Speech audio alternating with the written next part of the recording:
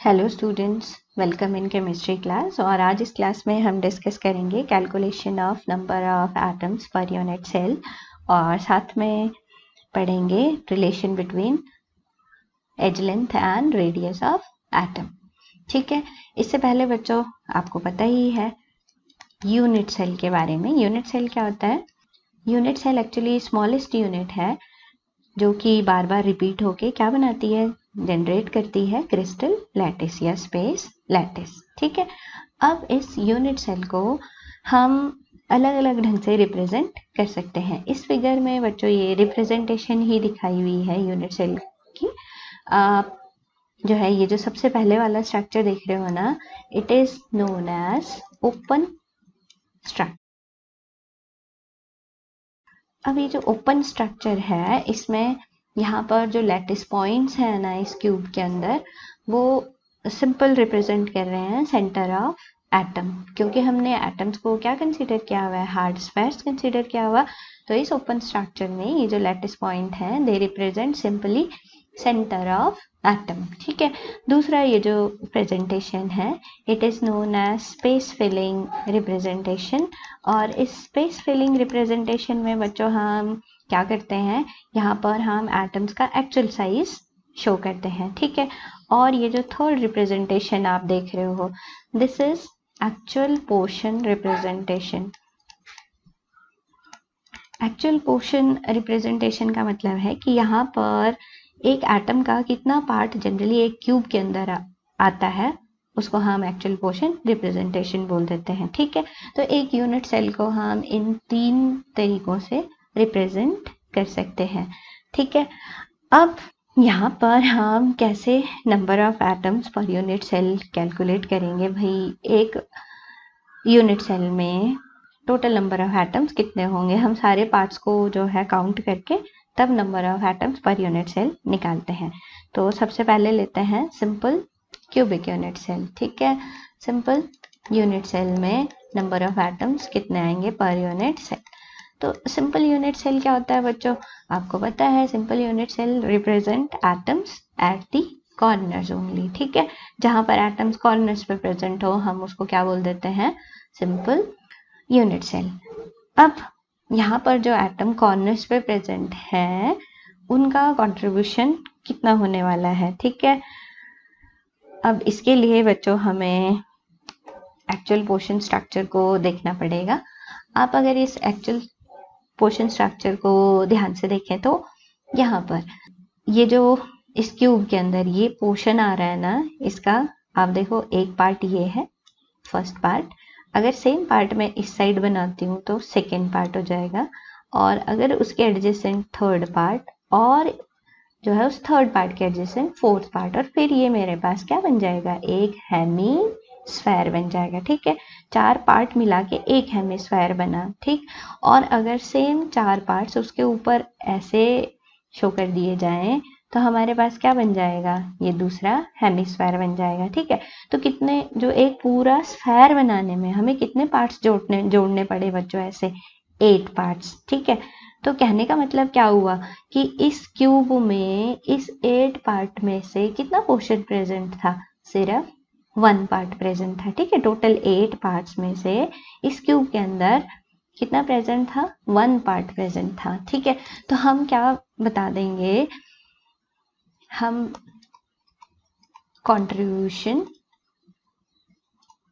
हम बताएंगे contribution of each atom present eight corner. ठीक है, कितना आने वाला है, 1/8। समझ आया ना बच्चों आपको, 1/8। अब क्योंकि हमारे पास हर एक का कंट्रीब्यूशन 1/8 है, और सिंपल क्यूब में एटम्स कहाँ प्रेजेंट है, कॉर्नर्स पे, और हमारे पास कितने कॉर्नर्स हैं, हमारे पास 8 कॉर्नर्स हैं। तो contribution of 8 atoms, 8 corners, 8 atoms at 8 corners कितना आ जाएगा, तो आपके पास हर एक कॉर्नर का कंट्रीब्यूशन कितना है, 1/8। तो 8 कॉर्नर्स का कंट्रीब्यूशन कितना आ जाएगा, हमारे पास आ जाएगा 1। ठीक है, और एटम्स कहीं प्रेजेंट नहीं है तो हम सिंपल लिख सकते हैं ना बच्चों, नंबर ऑफ एटम्स पर unit cell in simple cubic unit cell. और सिंपल यूनिट सेल कितने आ गए हमारे पास, सिंपल यूनिट सेल में आ गए हमारे पास 1। ठीक है, और क्या सीखा आपने यहाँ पर, contribution of each atom present at the corner, that is 1/8। अब दूसरी टाइप लेते हैं बच्चों, number of atoms in face centred unit cell. ठीक है, अब फेस सेंटर्ड यूनिट सेल्स क्या होते हैं, जहां पर एटम्स कॉर्नर्स पे प्रेजेंट हैं और साथ में फेसेस पे प्रेजेंट है। ठीक है बच्चों, कॉर्नर्स पर आपको पता है क्यूब के अंदर कितने कॉर्नर हैं, 8, और फेसेस कितने हैं, 6। अब कॉर्नर्स के कारण कंट्रीब्यूशन ये तो हमने पढ़ लिया था, कितना आता है 1/8। ठीक है, एक कॉर्नर के कारण कंट्रीब्यूशन है, क्योंकि हमारे पास 8 कॉर्नर्स है तो कितना आ जाएगा कंट्रीब्यूशन, जैसे हम सिंपल यूनिट सेल में निकालते थे ना, वैसे ही यहाँ पर भी निकाल लेंगे। ठीक है, contribution of atoms present at corners। ठीक है, कितना आ जाएगा, ये आ जाएगा हमारे पास 1/8 contribution due to each corner, और क्योंकि हमारे पास 8 कॉर्नर्स हैं तो इक्वल टू 1। ठीक है, अब दूसरा फेस सेंटर्ड में क्या आता है बच्चों, यहाँ पर एटम प्रेजेंट है कॉर्नर्स पे as well as at faces. आप देख रहे हो यहाँ पे ये जो टॉप फेस है, इस टॉप फेस में आप क्या ऑब्जर्व कर रहे हो कि एक हेमिस्फेयर इस क्यूब में बना हुआ है, और साथ में अगर मैं दूसरा बनाऊं तो वो ऐसे दूसरे क्यूब में बन जाएगा। ठीक है, तो आप देख रहे हो एक पोर्शन यहाँ पर है और दूसरा पोर्शन ये है। ठीक है, तो अगर मैं इसका एक क्यूब में पार्ट निकालूं ना इस एटम का, तो कितना आएगा 1/2। 1/2 दूसरे क्यूब में आ जाएगा, 1/2 इस वाले क्यूब में आ जाएगा। ठीक है, तो क्या लिखेंगे बच्चों, हम जो है पहले लिखेंगे contribution of each atom at face. कितना आएगा 1/2। समझ गए ना आप 1/2 कैसे आने वाला है। ठीक है, दो पार्ट मिलके क्या बना रहे हैं, एक स्फेयर बना रहे हैं, तो एक क्यूब का पार्ट उसमें एक में कितना चला गया, दो में से एक पार्ट, तो 1/2। अब क्योंकि एक क्यूब के अंदर कितने फेसेस हैं, 6, तो कंट्रीब्यूशन ऑफ 6 फेसेस कितना आ जाएगा हमारे पास 1/2 इंटू 6 और इक्वल टू 3 आ जाएगा। तो total number of atoms in face centred unit cell कितने आ जाएंगे हमारे पास, आ जाएंगे बच्चों 1 due to corners and 3 due to faces, और टोटल आ गई हमारे पास 4।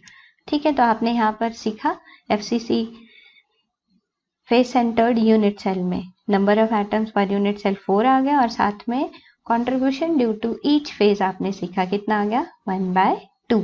अब नेक्स्ट लेते हैं हम बच्चों number of atoms in body centred unit cell. ठीक है,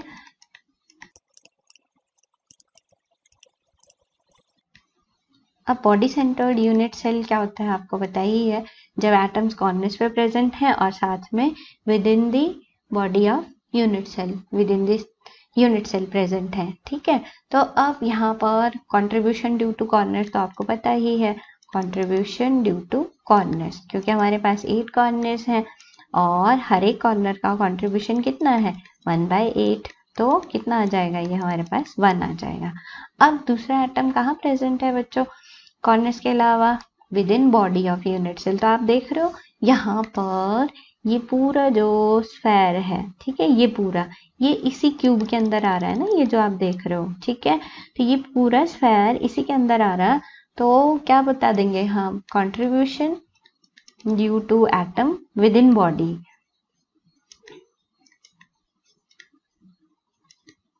कितना आ जाएगा 1। तो number of atoms per total number of atoms rather total number of atoms in body centred unit cell कितने आ जाएंगे बच्चों? आपके पास आ जाएंगे 1 + 1, ठीक है। 1 contribution due to 8 corners, 1 contribution due to atom present within the body, और ये आ जाएगा 2, ठीक है। तो आपने यहाँ पर एक और चीज सीखी है कि contribution due to atom present within the body is equal to 1, ठीक है। तो आपको क्या याद रखना है बच्चों? Contribution due to atoms present at corners कितना हो जाएगा? ईच कॉर्नर 1/8, ठीक है। Contribution due to atom present at face कितना आ जाएगा? 1/2।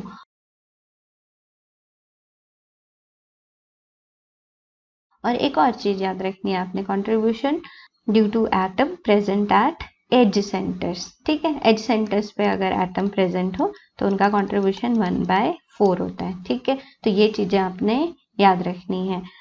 अब बच्चों ये तो था नंबर ऑफ एटम्स पर यूनिट सेल कैसे निकालते हैं हम, और इसके बाद नेक्स्ट करेंगे हम relation between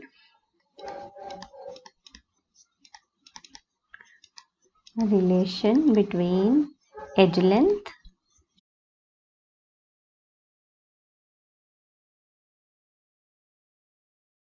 and radius of atom.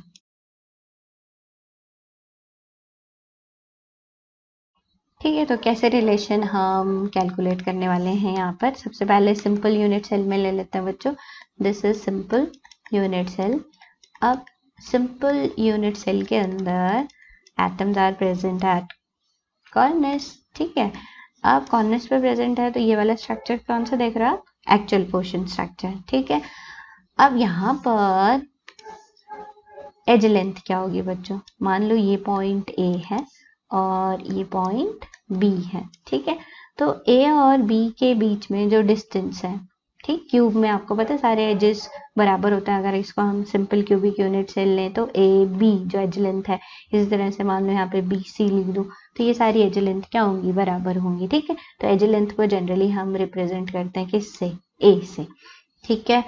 अब यहाँ पर ये जो आप देख रहे हो एक एटम का 1/8 पोर्शन आ रहा है ना यहाँ पर, तो ये जो एटम का यहाँ पर ये क्या है? यहाँ से यहाँ तक डिस्टेंस फ्रॉम सेंटर, ठीक है, to the outermost layer, ठीक है। क्या हो जाएगा? उसको हम रेडियस बोल देंगे, रेडियस ऑफ स्फेयर, ठीक है। तो ये रेडियस आ गया। अब आप क्या देख रहे हो बच्चों? यहाँ पर ये दो एटम सिंपल यूनिट सेल के अंदर ये दो एटम एक दूसरे को क्लोजली यहाँ पे क्या कर रहे हैं?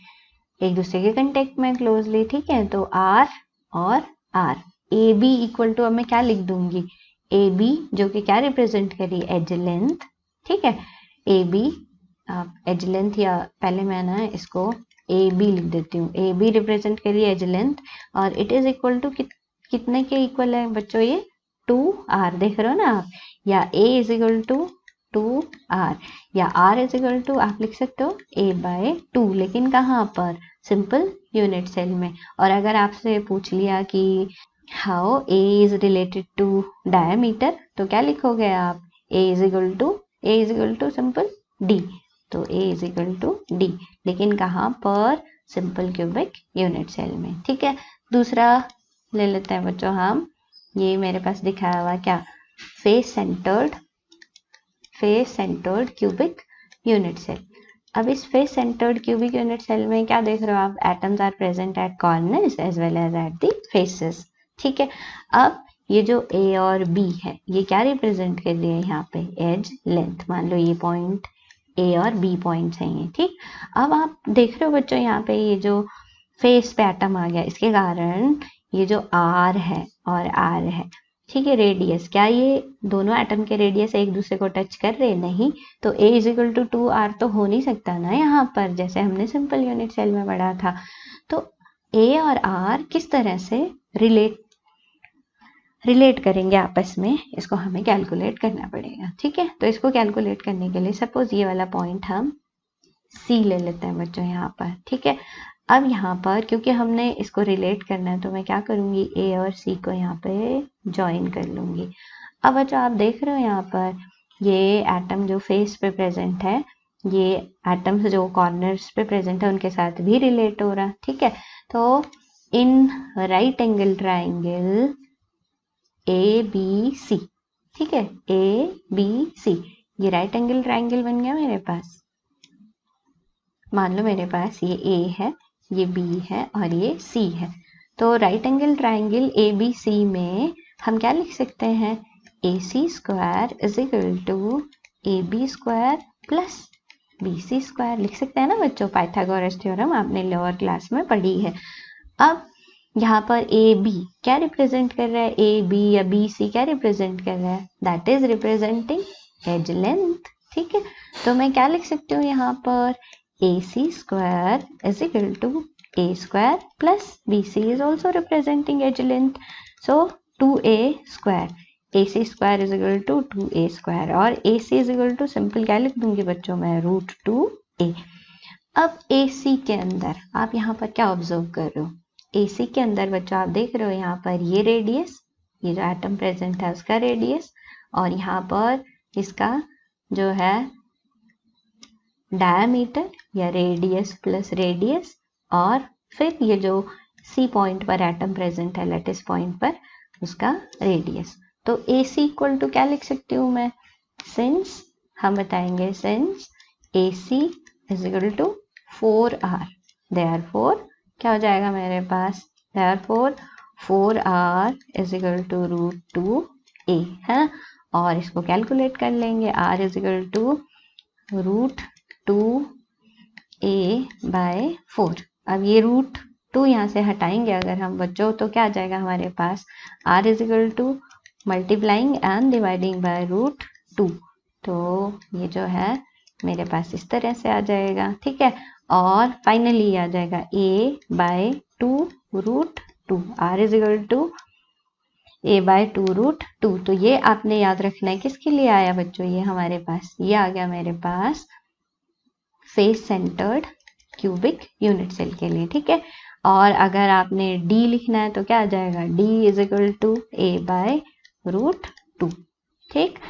अब नेक्स्ट लेते हैं हम बॉडी सेंटर्ड यूनिट सेल, ठीक है, क्यूबिक यूनिट सेल। अब body centred cubic unit cell क्या होता है, जहां पर एटम्स प्रेजेंट हैं कॉर्नर्स पे as well as within the body of unit cell. अब सेम यहाँ पर भी मान लो ये पॉइंट ए है, ये पॉइंट बी है, ये पॉइंट सी है ना, एज लेंथ। तो आप देख रहे हो बच्चों ये इसके यहाँ पर एटम के इस within the body of unit cell में आने के कारण क्या हो जा रहा है, ये एज लेंथ और आर में रिलेशन चेंज हो जाएगा ना। अब यहाँ पर मान लो मुझे इसके साथ रिलेट करना है एज लेंथ को रेडियस के साथ, तो कैसे करेंगे, अब जैसे एफसीसी में तो हमने सिंपल एसी को मिला लिया था, ठीक है, तो एसी मिला लिया हमने यहाँ पर, लेकिन फिर भी हमारे पास ये वाला एटम तो इंक्लूड नहीं हुआ। तो हम क्या करते हैं बच्चों, यहाँ से सपोज ये डी है यहाँ पे पॉइंट, तो हम ए और डी को आपस में ऐसे मिला देते हैं। अब क्या देख रहे हो आप, ए और डी को मिलाने से मेरे पास प्रॉब्लम सॉल्व हो गई ना, कि मेरे पास जो एटम सेंटर में है इस क्यूब के, उसके साथ जो कॉर्नर्स पे एटम है उनका रिलेशन आ जाएगा, ठीक है। तो इससे पहले यहाँ पर हमें बॉडी सेंटर्ड के अंदर क्या निकालना पड़ेगा, ए सी। तो in body centred unit cell cubic unit cell क्या आ जाएगा मेरे पास, पहले तो हम ए सी निकाल लेंगे, और ऊपर हम निकाल चुके हैं ना बच्चों, ए सी क्या आ जाएगा, ए C is equal to √2a, ठीक है। अब ए सी तो आ गया, अब इस ए सी डी में आप देख रहे हो एक रिलेशन, यहाँ पे ये भी क्या बना है, एक राइट एंगल ट्राइंगल बन गया, ठीक है, कौन सा, ए सी डी। तो in right angle triangle A C D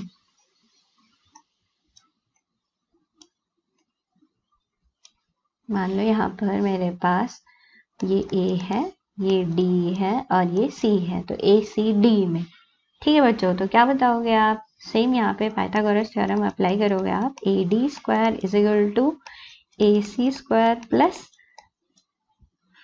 CD², ठीक है। और AC², हमारे पास AC² जो है वो 2A² आया था, प्लस CD², ये AC था बच्चों, AC² 2A² आया है, और CD² ये आ गया 3A²। और हम लिख सकते हैं AD इक्वल्स टू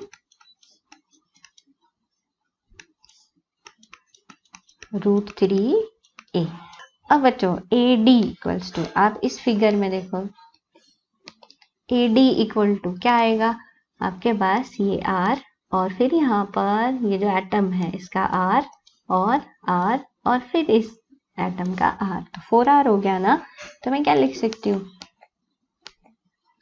सिंस, फिर से वही लिखेंगे हम, since AD is equal to 4R, therefore 4R is equal to √3A और R is equal to √3/4A, ठीक है। तो ये आ गया हमारे पास रिलेशन, किस में, A और R में, लेकिन कहाँ पर, in body centred cubic unit cell में, ठीक है बच्चों, याद रखना आपको ये। अब मान लो हमें A और D में रिलेशन पूछा हो तो हम क्या लिख देंगे, D इक्वल्स टू √3/2A, ठीक है। कहाँ पे आ रहा है ये आ रहा है हमारे पास body centred cubic unit cell में, ठीक है। तो इस तरह से आप A और R में रिलेशन निकाल सकते हो। तो आई होप आपको समझ आ गया होगा। So keep watching, thank you.